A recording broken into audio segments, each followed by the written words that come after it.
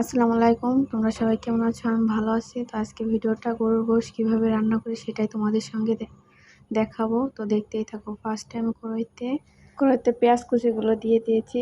তো বাদামি কালার হওয়ার আগ পর্যন্ত পেঁয়াজ কুচিগুলো নাড়তেই থাকবো। তো দেখতে থাকো। পেঁয়াজগুলো বাদামি কালার হয়ে যাওয়ার পর এখানে আদা বাটা, রসুন বাটা, জিরা বাটা, মরিচ বাটা দেওয়া হয়েছে। সবগুলো একসাথে মিশিয়ে ভালো করে ভুনা করতে হবে। যত ভুনা করবেন ততই রান্নাটা ভালো হবে। তো দেখেন আমার ভুনা প্রায় কমপ্লিট। তো এখন হলুদের গুঁড়া, মরিচের গুঁড়া সব দেওয়া হচ্ছে। এখন গোশত দিয়ে দিচ্ছি। এইভাবে কয়েক মিনিট নাড়তে হবে।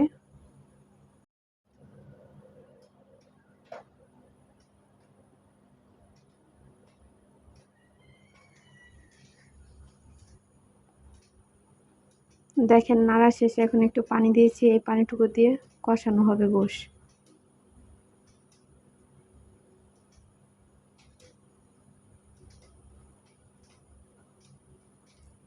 সবাই আমার ইউটিউব চ্যানেলটা সাবস্ক্রাইব করবেন।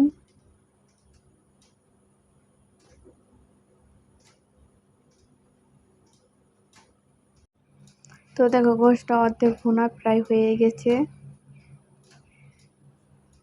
এভাবে করে কয়েক মিনিট জ্বালিয়ে গোশতটা অর্ধেক সিদ্ধ করে নিতে হবে। পরে ঝোলের পানি দেওয়া হবে। তো এখন ঝোলের পানি দেওয়া হয়ে গেছে। তো দেখতেই থাকো তোমরা ফুল ভিডিওটা। রান্নাটাও কমপ্লিট।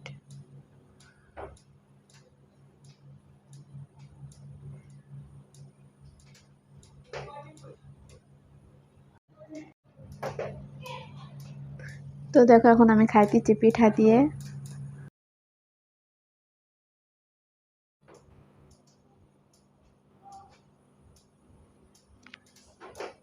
এখন ভাত দিয়ে খাইতেছি।